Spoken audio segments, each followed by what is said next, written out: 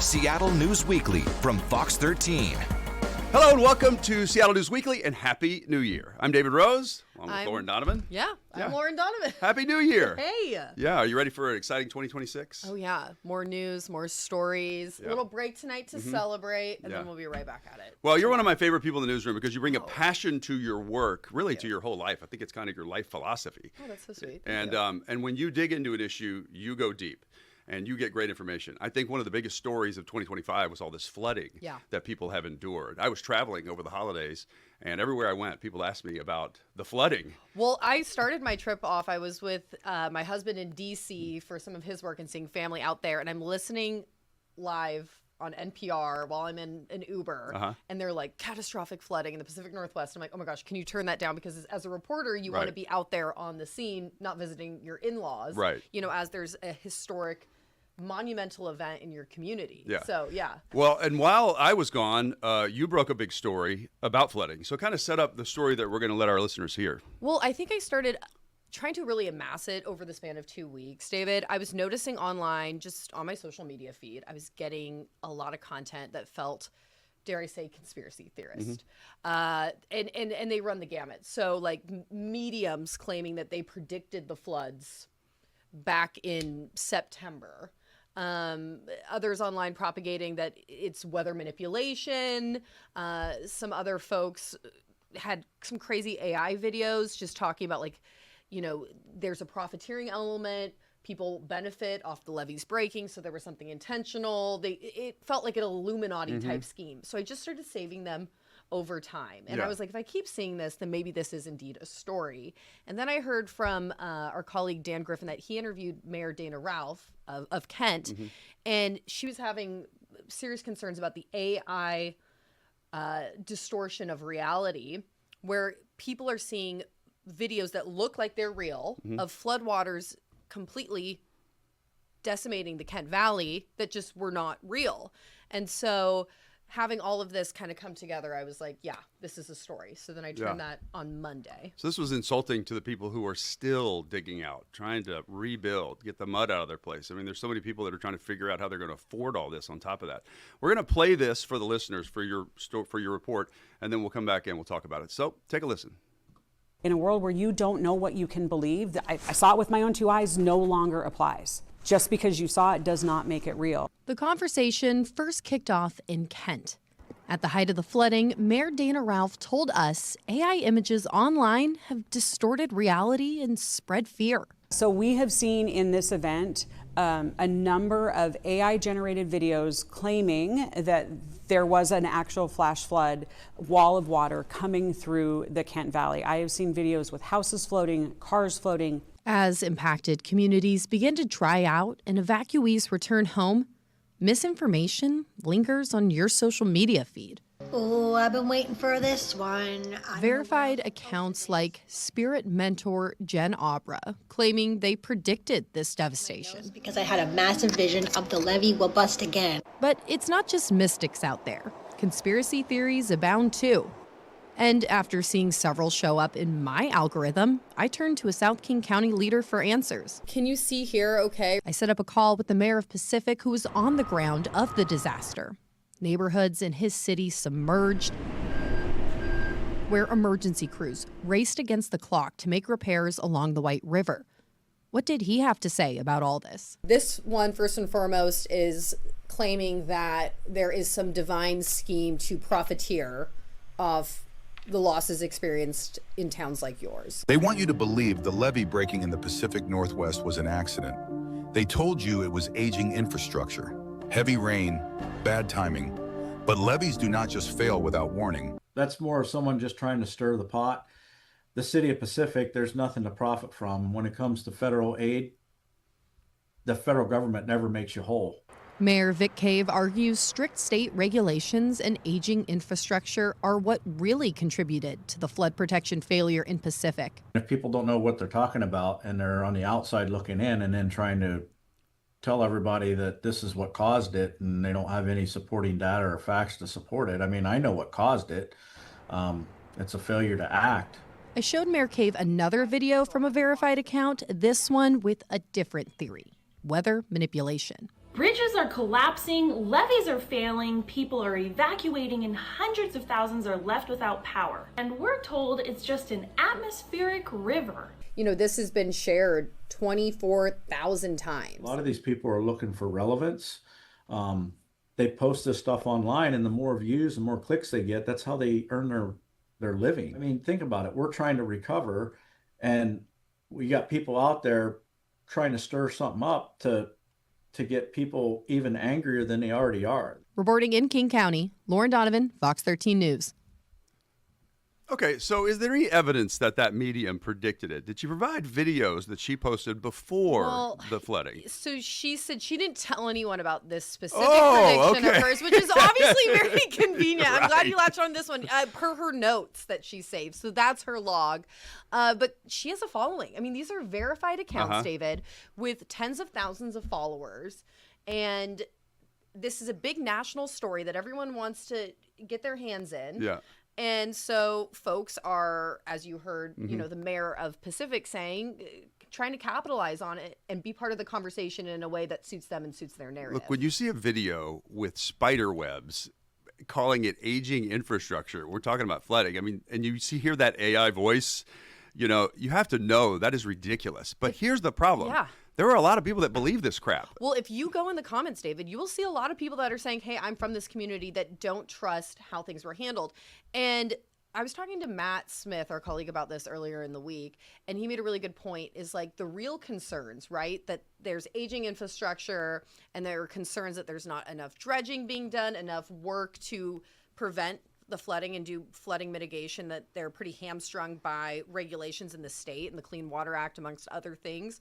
All of that is lost, their actual argument, when you have these conspiracy theories rising to the top. And if you look up flooding, Washington State online, you are going to see all this stuff at the top of your feed. Like if you just type it in. So our photographer, Taylor Murray, was at first like, I don't know if we should be doing this story, propagating it. And then he saw, this is what's rising to the top. And that's when we need to make it part of the conversation. So there's no question there are concerns about whether these levees were maintained, whether the state really was doing the work, whether the feds really were doing the work. They claim they knew about some of these areas. There's no question there's investigation to be done there. Oh, and we have the questions, of course, too. Yeah, but not presented in this kind of a format that's not providing any real answer. No. And one thing that I kept seeing circle around, you know, they were talking about atmospheric river, right? Is that real? And putting it in quotations. Well, we used to have a different term for it, the Pineapple Express. So language has changed over time. And there's folks that are like, well, we've never seen flooding like this. No, we have. Yeah. And so I am a history nerd, as you know. So I went back in the history books, and I was able to see and better understand the history of flooding in our region, largely when we were pretty disconnected too. The pioneer days out here, turn of the century, Victorian era, Washington State, there was flooding, if not more catastrophic than the flooding we've seen. Right. Back in 1906. So I've been gathering some information on that first story, and it's really interesting. So it's easy to say we haven't seen anything like this before. The radar has a glitch, but there is evidence, you know. Yeah. So let me ask you, when you do a podcast like this, would it help my credibility to have a big glass of milk? Oh, you wanted eggnog? to do that so bad. I mean, come on. I mean, yeah, she really was working on her hair. She never drinks the glass of milk either. The entirety of the video. Is she sponsored by some milk company? But David, once again, she's got the check mark by her name. She's got the following. And I reached out to the Center for an Informed Public with the UW, and they work with misinformation and whatnot. And they specifically focus on like the state of disaster. So when these catastrophic events like bring people together or push them apart, really. And they were saying, you know, a lot of these content creators or people that are spreading disinformation online either are true believers of it, like that Medium or the Milk Lady, whatever, and they don't fact check it themselves, but it's helping feed into their narrative. So even like the mayor was saying, yes, they are benefiting from this with their followers. It's feeding the beast, right? But it's also like feeding what they believe too. So it's not like maybe necessarily these people that are putting this content out there are being intentionally disingenuous. Like they believe that there is a conspiracy theory going on. You know, I think the difference people may not understand is the checks and balances we go through in reporting something, having sources, documentation, interviewing the people who are making the decisions, challenging them when necessary, as opposed to just going on, putting a camera in front of us, and just spouting a bunch of. We could do that all day long, but that's not what we do as journalists. And we're held to a higher standard. But We're I'm not sure just the public pundits. sees the difference sometimes. It's just media. It's all kind of lost in there. And based on their own thoughts and opinions, it also plays into what their biases or what their thoughts might be. Totally. And if you're in those communities and you're panicked and things were mishandled places, like the Kent mayor was saying, like, hey, we stoked some fear by messaging unintentionally. Right. But things happen. And Yeah. in a Everybody crisis get state- out. Evacuate. Yeah. Now. Right. And so you've got a wide range of area, thousands of cars jamming the roads as everybody's trying to get out from this little bitty break in the levee. So there is frustration, right? And angst and whatnot. But then this kind of just builds upon it in dog piles.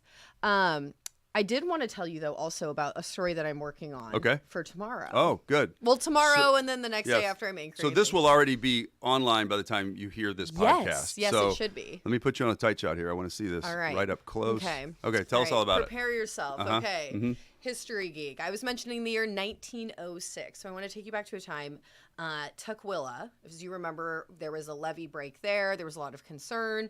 The Green River, folks were told to evacuate, as we mentioned. Okay. 1906 may be worse flooding, if not like the most scary and catastrophic for Tukwila. I first saw this with a local history whiz down in Tacoma, Pretty Gritty Tours. I don't know if you're familiar with him. But he puts out great content, history content.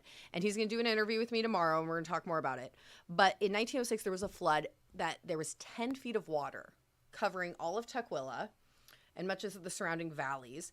And folks had to like flee for their lives, grabbing driftwood to escape. And these are the pioneer days, like back when we had logs as sidewalks. Yeah. So it was There was no catastrophic. Swiftwater rescue team. No, but then looking this up, David, I found out something even stranger, and it ties back to a feud over floodwaters and how rivers were handled and managed even before that. Sure. A feud between King and Pierce counties, where back in, I would say, the territory days, or just as we were emerging into statehood, King County farmers did not like the way the river was moving and how it was impacting them. So what do you do back in the day? Blow it up. They took dynamite, blew up the river, but then the river ended up charting course. So this is the White River impacting the White River largely. And the Pierce County folks weren't happy about it. They started getting flooded and really impacted by this. And so they ended up taking it to the state Supreme Court trying to litigate this. Like, hey, they shouldn't have been able to do it. Right. State Supreme Court goes, oh, well, too bad. The river's been rerouted. Right, at that What are you point. going to do? We Sure. can't go blow it up again. But then there were concerns that these Pierce County farmers who were outraged would take matters into their own hands, do some sort of, guerrilla response. Yeah. With dynamite, of course, once again. And then armed guards began patrolling the border of King and Pierce County, worried that they would What? seek retribution. Wow. So yeah, messing with their livelihoods. yeah, 100%. So there's been all this history of flooding that has been really divisive, kind of going into the conspiracy theories Yeah. and people feeling like somebody's at fault, somebody's doing something. Well, there is some history of some crazy stuff that actually Yeah. did happen here, and Okay. stranger than So fiction. you're working on that. So once you've heard this podcast, then you're going to want to go to fox13seattle.com or the Fox Local app, and you'll be able to look up that story. Lauren will have everything on there, and you can listen to it and watch it. Pictures. We got some content from Mohai coming in. We're Yeah. gonna also. I got the city of Tukwila to give me their actual official history book, and we're Oh, shooting that's video cool. of that Yeah. now with records of the flooding. That's great. So yeah, obviously this is 1906, so you don't have as much content Yeah. as you would like. All right. but- So as we kind of wrap up here on a lighter note, I was just hearing today, I don't know why I just heard about this, and I'm Yeah. just wondering about New Year's Eve tradition. So Oh. in my family, because I'm from the South originally, from Louisiana, Mm-hmm. we always have collard greens or mustard greens. That's for money in the new year. We always have Oh. black-eyed peas for luck. So those are the things we have on New Year's Day, and of course we have cornbread, and we put some ham or bacon in the black-eyed peas. Usually like some good ham, some smoked ham. My question for you is: have you heard about this eating the 12 grapes underneath the table at midnight for every time the strike hits? Dong, eat a grape. Dong, eat a grape. It's What a is thing it for? it's a thing I'm hearing that young people are starting to do now, and I mean like people maybe in their 20s, because it's a Spanish tradition. And so you eat a grape at every bong, Yeah. and you wish for good luck, or it's for the first month and then the second month and then you the third get a month. wish per grape. I don't know if it's a wish for grape or it's like you're eating Oh. one grape per. Had you ever heard about that? No, I mean, I feel like I've heard a lot. I've heard about running around with your suitcase at midnight so you can travel. I've heard some. I mean, once you're online enough and chronically online enough, you'll see some of the stuff. But I mean, I would be down to do it. I'll try anything once and see. Yeah. Well, I just envisioned this video of you or AJ Janaville under a table. Oh, now you're making so this making is an Instagram video, or a TikTok video eating a grape. But they said you can use any fruit. Any fruit's appropriate. So. Okay. So no green grape, purple grape. Like we can pick. You can do whatever you want. But I think as we look into 2026, and I sort of look back at the stuff we've covered, a lot of it's repeating stories. We've got a lot of catch and release. People are very frustrated by that. Yeah. People getting out on bond, arrested for violent crimes, getting out. I feel like I'm doing the same stories over and over and over again because these are the persistent problems that people in our community are concerned about. I'm hoping there's a turn. I'm concerned there's not going to be with where our state's headed because I see who the elected leaders are who've been put in a position. I worry about public safety, and I worry about the decisions that are going to be made. And I worry there's going to be really some traumatic, event. People ask me, is crime worse or better now? Yeah. I think we hear about it more now. I do think we're very lenient on criminals in this state. And I think the public is frustrated, but they haven't shown up in the polls to say they're frustrated yet, more than they've just commented. You were talking about earlier, like people don't see the behind the scenes and this is like super personal for you. And this is, as I've gotten to know you, David, like you're on the phone with the victims' families all the time. And you take a call, I'm sure, from somebody in jail too. Like you wouldn't discriminate on that. No, I'd love everybody to find redemption. Yeah, that would be the greatest thing in the world. But I think people don't realize you're hearing conversations that we wouldn't even air, like private conversations where people are trusting you to help find justice for them. And so I think you take on a lot every year that folks at home don't realize. No, I appreciate that. I do think there's a turn in law enforcement. There are more young detectives who are now in position, who have earned those positions, who really care, and some of the ones who were a little bit tired, frustrated, fed up, have sort of either retired or moved on. So I did get a chance to meet with a bunch of them down in Pierce County and speak with them. There were about 150 from all over the state. About a month and a half ago. Okay. And so I just spoke with them and talked with them. They were working on cold cases and that kind of stuff. And I sensed this enthusiasm.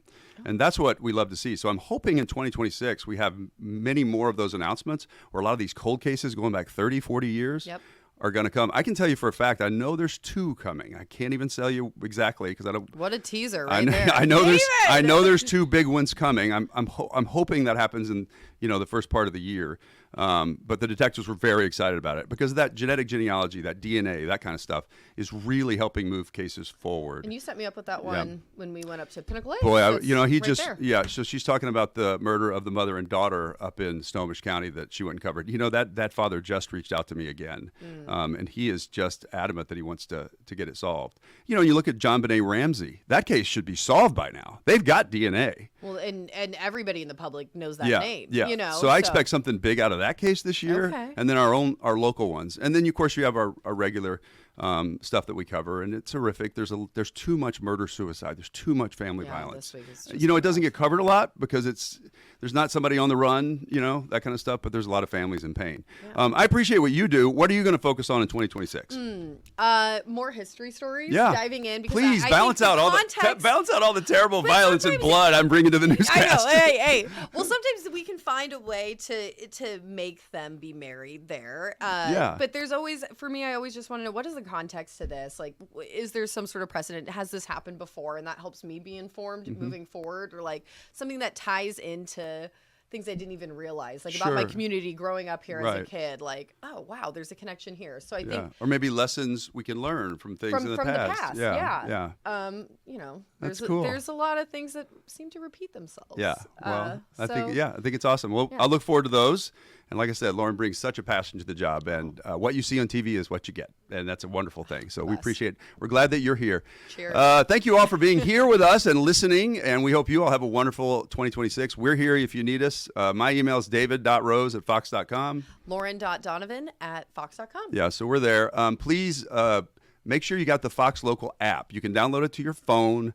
Help your mom and your dad. Download it to their TV. It's free. They can watch the stories anytime they want. They can watch the newscast. Anything big happens, you don't even have to have alert cable. about it. You just Yeah. need internet. That's it, great. right? It's called the Fox Local app. Just go on your Amazon Fire or whatever you have and just say Fox Local and then pick Seattle. So that's super easy to do. And then tune in to our YouTube channel. This will be on the Fox 13 Seattle YouTube channel and on Spotify and everywhere else you get your podcasts.